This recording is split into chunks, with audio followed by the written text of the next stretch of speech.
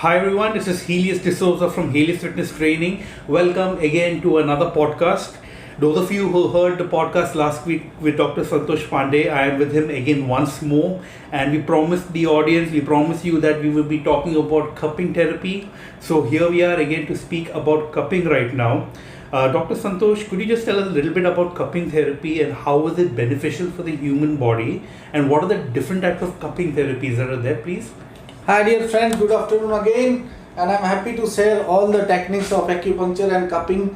So cupping is something very much specialized to remove the pressure from the muscles. Along with that, it works such a way that it creates negative pressure on the muscle.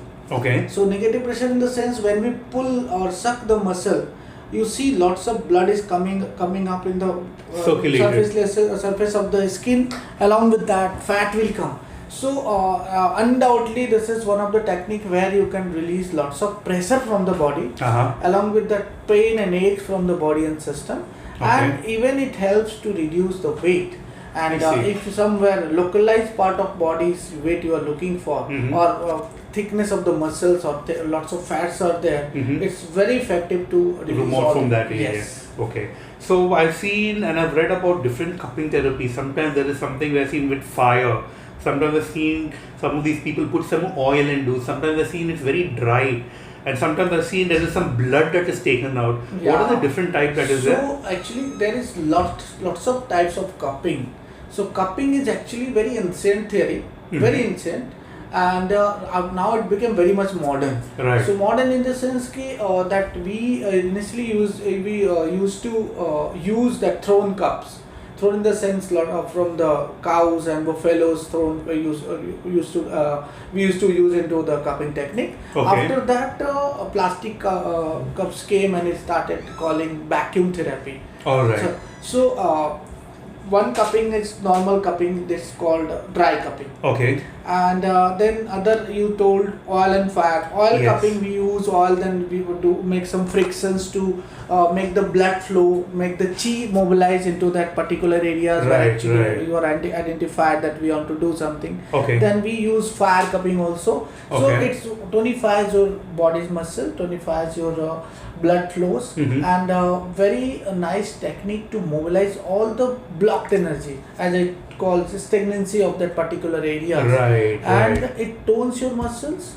All the wrinkles goes from the particular So it's very nice into toning and forming. You can use it, and along with that other cupping that called wet cupping. So in wet cupping we first suck the muscle, and then after 5 to 7 minutes we prick it with a pin. With a pin or incisionment, and then you see blood is coming from there. So now this technique is like lots of people are using internationally.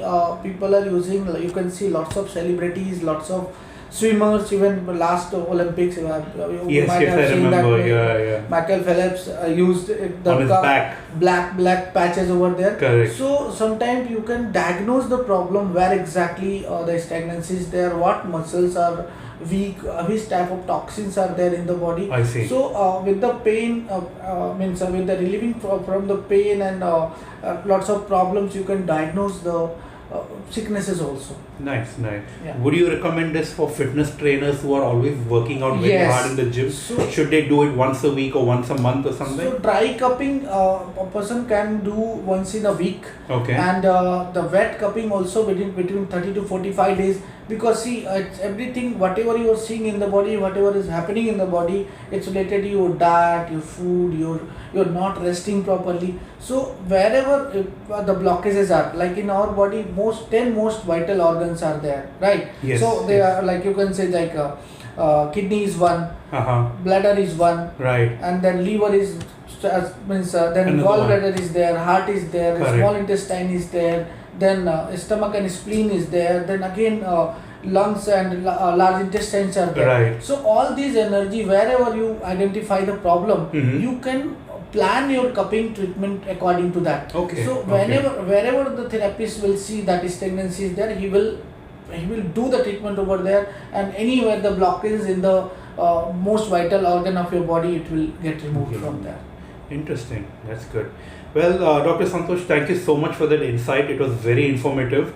So, guys, this is what cupping is all about, and hope you understand what is it.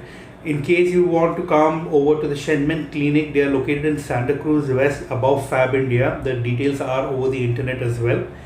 Do come in. Dr. Santosh will greet you with a smile, and he's always here for everyone. Thank you so much for your time. Goodbye.